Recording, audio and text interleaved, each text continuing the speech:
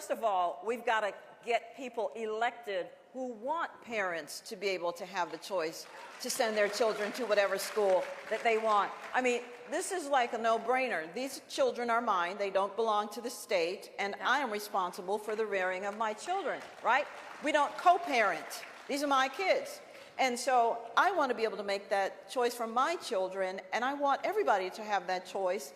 And unfortunately, there are too many of these politicians who are listening to the teachers' unions, which, by the way, they don't care as much as they say they do, because here's the thing. The teachers' unions, they're just after the dues, because you stop paying your dues and you see how quickly they keep you in the union, right? So this is all about the dues, and we're saying children ought to be able to have a hope and a future. And the way that starts is with a good education. Without a good education, you get nowhere, and you get there very fast. There are people who are incarcerated. 60% of them are functionally illiterate. That's what the school-to-prison pipeline has already started. We've got to stop that. That's another no-brainer, right?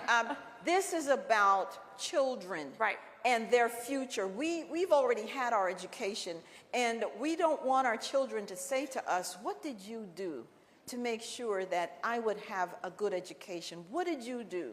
And we've just got to stay involved. Those of us who are not involved, we've got to get involved, because if we keep doing the same things, you know what that means, and we get the same results, then we're part of the problem too. And the reason why we won in Virginia, number one, was because parents, and it didn't matter if they Republican, Democrat, whatever they were, they decided, you know, party loyalty is one thing, but when it comes to my child, all bets are off. That's right. It's a dumbing down is what it is. And, you know, if some children are up here and some are up here, instead of trying to bring everybody up, we're just going to bring everybody down. And here's the thing. America is a superpower, and the only way to maintain that superpower status is to ensure that everybody has a quality education, because China is right behind. And guess what? They don't care about that. So we've got to have the ability where parents, again, can make the decision of where to send their children to school. And by the way, this is not a public versus private. This is both.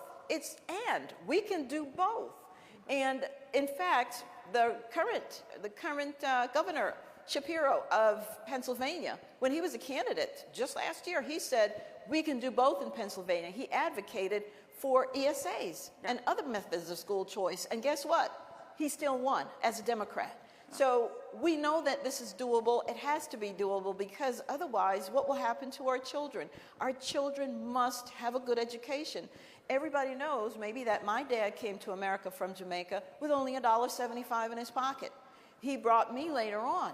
And what pulled him out of poverty was a good education. A good education will lift all boats. By the way, there are stats to show us that by the time a child even goes to college now, 65% of them need remedial education. Remedial, so we're paying for it twice. We're paying for it in the public schools that they're not getting, and we're paying for it when they do go to college or other post-high school ed. This is not about black and white or, you know, whatever, low income, whatever. This is about the child.